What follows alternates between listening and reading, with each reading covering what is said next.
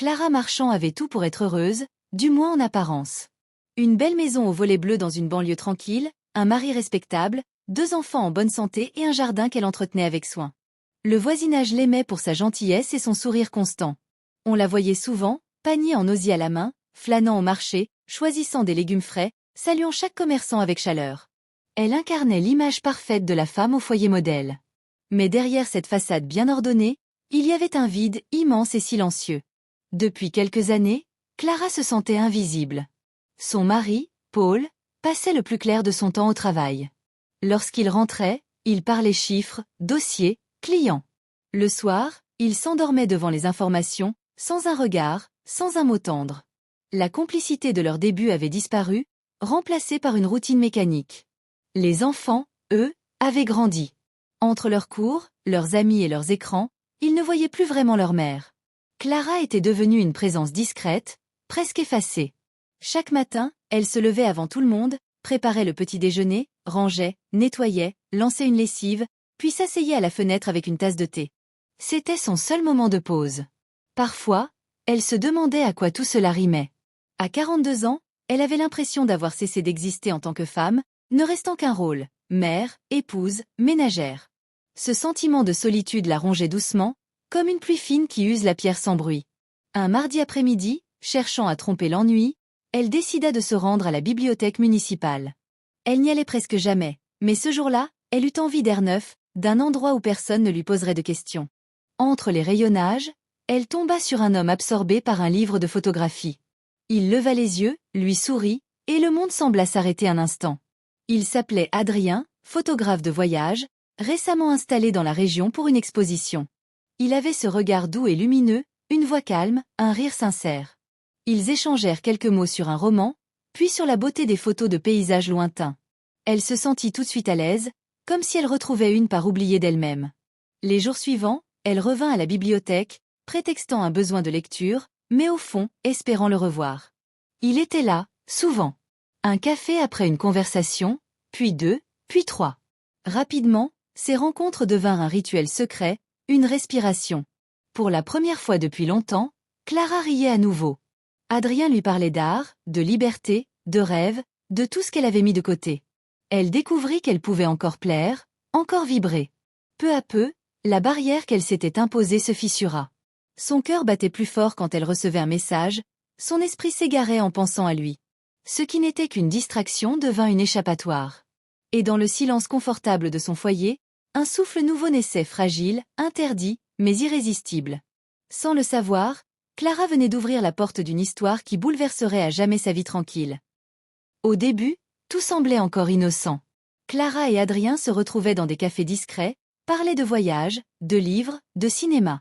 Elle riait comme une adolescente. Elle rentrait à la maison le cœur léger, portée par une énergie qu'elle croyait perdue. Paul remarqua bien qu'elle était plus joyeuse ces derniers temps, mais il n'y prêta guère attention. Pour lui, le bonheur de sa femme se résumait à des détails domestiques. Il n'imaginait pas qu'un autre homme venait d'entrer dans son monde. Peu à peu, leurs rencontres devinrent plus intimes. Adrien lui proposa de venir voir quelques tirages qu'il exposait dans un petit studio qu'il louait en centre-ville. L'endroit était modeste, un canapé, une table bancale, des photos en noir et blanc accrochées au mur. Pourtant, pour Clara, c'était un refuge, un espace hors du temps. Lorsqu'il l'embrassa pour la première fois, elle ne résista pas. Elle sentit une chaleur envahir son corps, une émotion qu'elle n'avait pas connue depuis des années. Ce baiser fut comme une déchirure et une délivrance à la fois. Elle savait qu'elle franchissait une ligne, mais une part d'elle refusait de reculer. Les jours suivants, elle inventa des excuses pour s'absenter, réunions scolaires, rendez-vous médicaux, visites à des amis. Chaque mensonge glissait avec une facilité qui l'effrayait. Son cœur battait plus fort à chaque appel d'Adrien, chaque message codé. Le danger rendait la passion encore plus vive. Mais avec le temps, un changement subtil s'installa. Adrian devenait nerveux, distrait. Parfois, il disparaissait sans prévenir, puis revenait avec un air soucieux. Un soir, alors qu'il dînait dans le petit studio, il reçut un appel. Sa voix changea.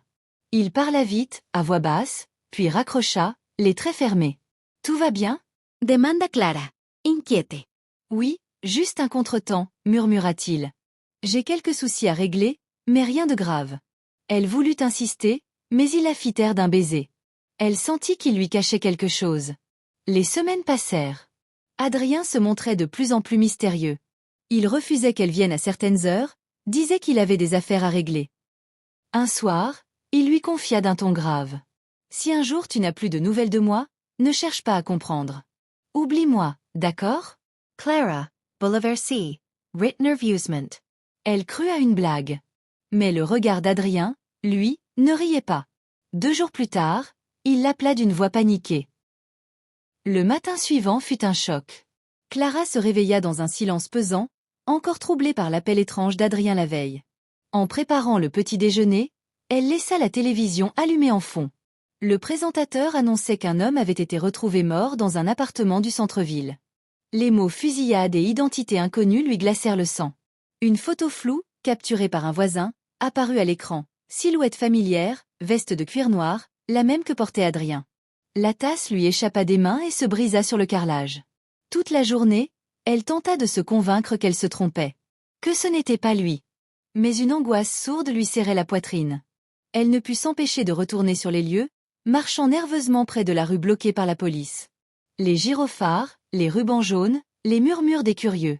Tout semblait irréel. Puis elle vit un inspecteur sortir de l'immeuble, un dossier sous le bras. Il croisa son regard.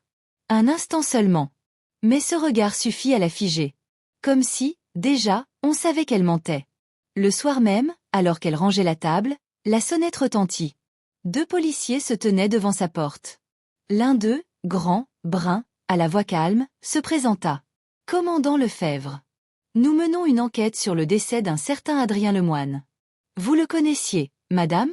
Clara sentit ses jambes trembler. Elle répondit instinctivement. « Non, non, je ne vois pas qui c'est. Pourtant, nous avons retrouvé votre nom dans un carnet à son domicile. Et des messages, assez personnels. » Elle sentit son cœur se serrer. Son visage brûlait. « C'est une erreur, » bafouilla-t-elle. « Peut-être une autre Clara ?» Les agents se regardèrent brièvement, notant sa nervosité. « Très bien. Si quelque chose vous revient, n'hésitez pas à nous contacter, » ajouta le commandant avant de repartir. Lorsqu'ils s'en allèrent, Clara s'effondra dans le salon. Ses mains tremblaient.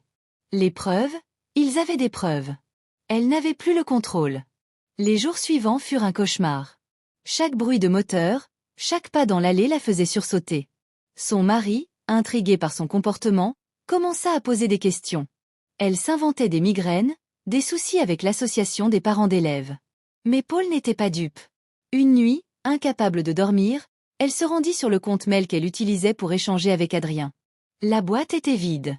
Tous les messages avaient disparu. Comme s'ils n'avaient jamais existé. Ce détail la plongea dans une panique glacée. Était-ce lui qui avait tout effacé avant sa mort?